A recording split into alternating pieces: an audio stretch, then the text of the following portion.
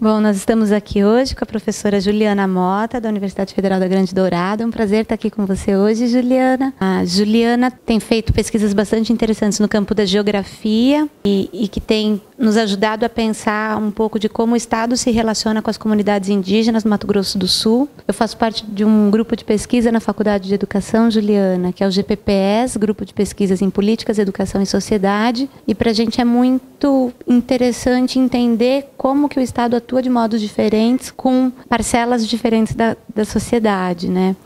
A gente descobriu o seu trabalho quando a gente estava pesquisando os bebês e a gente buscando informações sobre bebês indígenas, bebês negros, tal, e a gente encontrou algumas reportagens na internet sobre como o Estado vinha atuando por meio do Conselho Tutelar para a retirada de bebês de famílias indígenas e a repercussão que isso estava dando. E você assinou um documento junto com um conjunto grande de pessoas, né?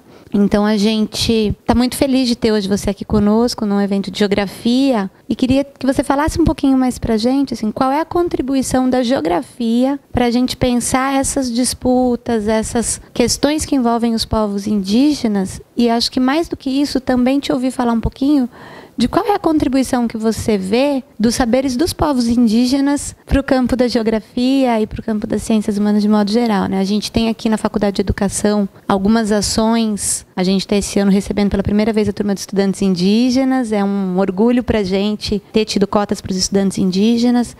A gente tem projetos em parceria com os Paiter Suruí. A gente recebeu como professor especialista visitante o Daniel Munduruku. Então a gente tem tido aí uma relação de aproximação com os saberes dos povos indígenas. E a gente queria te ouvir um pouquinho sobre essa questão de como é que a geografia nos ajuda a entender essas disputas que acontecem e também entender um pouquinho da contribuição dos povos indígenas para o campo da geografia. É um prazer enorme estar aqui, participar do evento. Os Guarani dizem que o nosso corpo ele deve sempre estar buscando a alegria. E mais do que o corpo, porque o corpo não se descola da alma.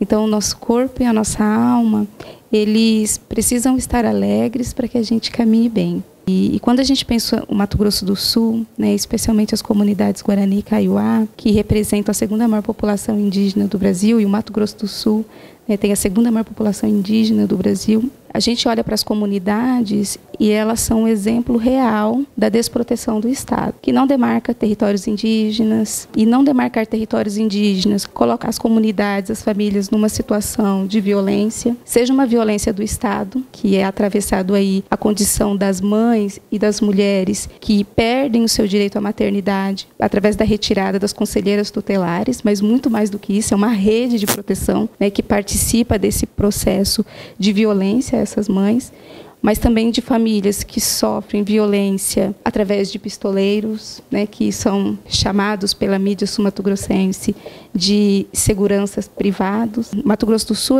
é uma situação que não serve como exemplo para poder pensar em questão de direitos os povos indígenas, mas serve como exemplo para pensar o processo de esbulho dos territórios e um conjunto de violações que acometem essas populações. A nossa contribuição como professora, como pesquisadora, mas de alguém também que atua na Faculdade Intercultural Indígena, a licenciatura indígena, que é o Tecuarandu, é de alguém que busca caminhar junto com eles, escutá-los, né? Não no sentido de dar voz, porque a gente sabe que a gente não dá voz para ninguém, os índios que têm que falar o que eles querem, o que eles desejam, mas é de alguém que caminha junto, que escuta as demandas, que participa das grandes reuniões dos povos Guarani, né, no qual eles chamam de Atiguaçu, e que tem, na medida do possível, né, tentando contribuir com a geografia, nesse diálogo com categorias nativas da língua Guarani, que pertence a uma outra forma de pensar o mundo, um outro tipo de saber, que é muito diferente dessa geografia, que tem as suas raízes ocidentais, que muitas vezes serviram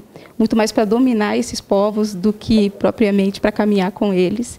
Então, a nossa contribuição é de alguém que é solidária, é de alguém que entende que a geografia precisa escutar mais os índios. E no sentido de escuta, é de aprender com eles e de diálogos possíveis com eles. Não é de alguém que só vai lá pesquisar, mas é de alguém que entende que é possível que a pesquisa se transforme também em construção de um outro mundo, que os Guarani chamam aí de uma terra boa, de uma terra sem mal, que faz parte desse mundo que os Guarani Kaiowá reivindicam. A atuação é essa caminhada com eles.